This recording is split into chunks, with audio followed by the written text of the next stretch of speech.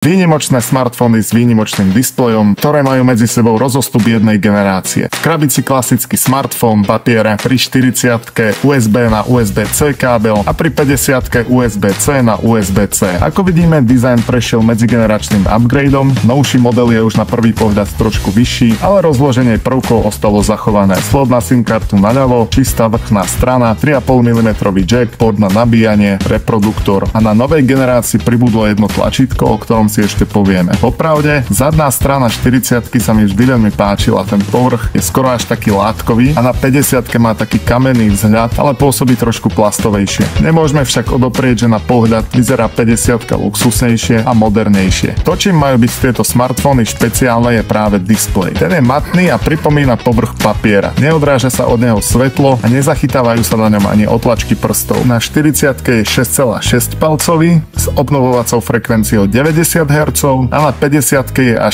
120 Hz 6,8 palcový displej. Čiže je medzigeneračne väčší a plynulejší a v rámci displeja sa dostaneme aj k vysvetleniu, na čo slúži nové tlačítko. Po jeho zakliknutí si môžeme vybrať z niekoľkých režimov zobrazovania farieb. Pri atramente sa farby zmenia do čierno-biela, pri farebnom papieri displej skutočne pripomína farebnú knižku a maximálny režim zjednoduší celkové rozhranie smartfónu na najzákladnejšie funkcie. Na 40-ke si atramentový a farebný papier vieme nastaviť taktiež, ale je to možno trošku komplikovanejšie, pretože musíme ísť do nastavení. Avšak aj vzhľad týchto režimov sa v rámci generácií líši. Na 40-ke len akoby sa zmenil displej do čierno-biela a na 50-ke sa aj trošku zjednoduší dizajn ikon a displej ešte o krok hodnovernejšie pripomína papier. Tento typ displeja a režimy, ktoré si na ňom môžete zapnúť, boli vyvinuté preto, aby chránili váš zrak. Napríklad, aby sa vám príjemnejšie čítal text cez deň, ale aj v noci. Medzigeneračným upgradeom prešli tiež fotoaparáty. 50-ka ponúka väčší rozsah možností fotenia, širokouhlé fotky môžu vyzerať napríklad takto, štandardné fotky napríklad takto, no a s možnosťou trojnásobného zoomu môžeme odfotiť napríklad niečo takéto. Na staršom modeli však fotky vyzerajú tiež fajn a keď si obraz prizumujeme, môžu vyzerať takto.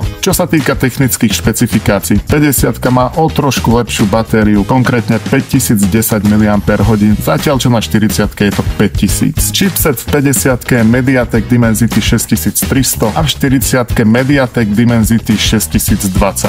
V 50-ke je 8 GB ramka a 256 GB úložisko a môžete si do neho dať SDXC kartu do 2 TB. V 40-ke je 6 GB ramka, taktiež 256 GB úložisko a môžete si do neho ešte vložiť kartu do 1 TB.